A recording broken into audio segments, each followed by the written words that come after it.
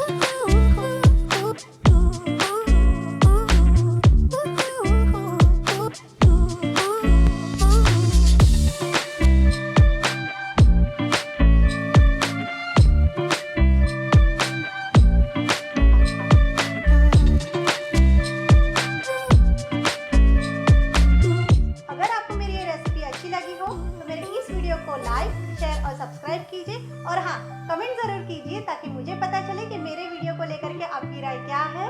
तो दिल से